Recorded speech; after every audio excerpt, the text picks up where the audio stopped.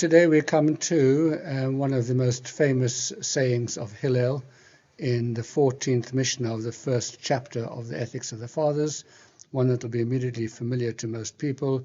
Hu haya omer, he used to say, Im ein ani li mili, if I'm not for myself, who will be for me? Ukashani le'atzmi, however, if I am only for myself, ma'ani, what am I? What am I worth? V'im lo achshav, and if not now, ematai, when? The first two phrases over here, if I'm not for myself, who will be for me? And if I'm only for myself, what am I? What am I? Represent the paradox of human life. Because on the one hand, no one else can really know me. Even the most loving person can't share my pain, can't experience my anxieties, can't suffer my death. I am alone, and I have to live with myself, and there's no one in this world who knows me better than me.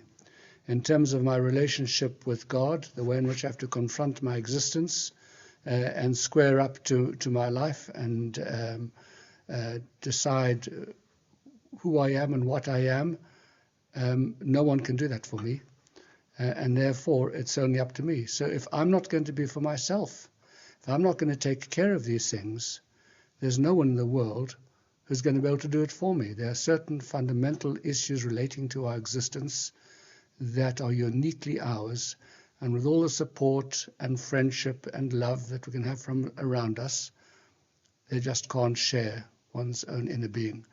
And therefore, says Hillel, ultimately, a person has to look out for themselves. I'm responsible for my life. But on the other hand, as the saying goes, that a person who's wrapped up entirely in himself makes a very small parcel.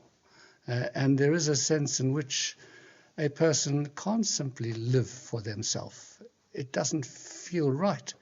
In any event, we are so interconnected with the world. We're so dependent upon the world around us. We couldn't move more than 4 steps without, in some way or another, in our homes, being dependent upon things that other people have done for us, whether it is in terms of the appliances, somebody built our house for us, somebody put in the electricity for us, there are people around us people who've made our clothes for us. We are knitted into the universe. You can't be a person just for oneself, but more than that, morally as well. If one cares only for oneself, when one has no care for the world around one, and no sense of engagement with it, and sense of responsibility for it, then what kind of human being are you after all?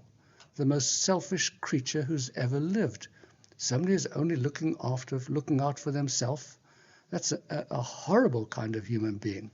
We've encountered them. They are just egos wrapped up in their own lives, completely not just ignorant, but with no feeling for anyone else. And so Hillel wants to tell us that on the other hand, if I'm only for myself, what am I? And the question is, how do we square these two positions, which in many respects appear to be mutually contradictory? You've got to be one or the other. And Hillel wants to say to us, actually no. Life is about balancing both of these.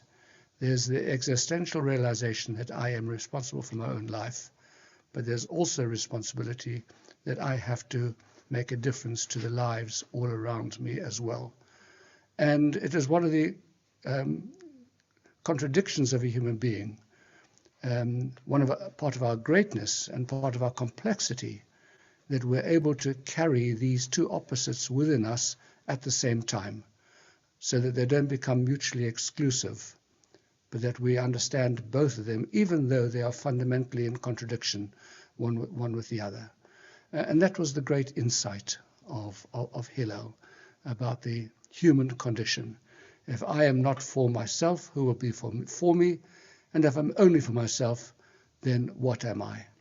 And the next phrase we'll look at on the next occasion, and if not now, then when?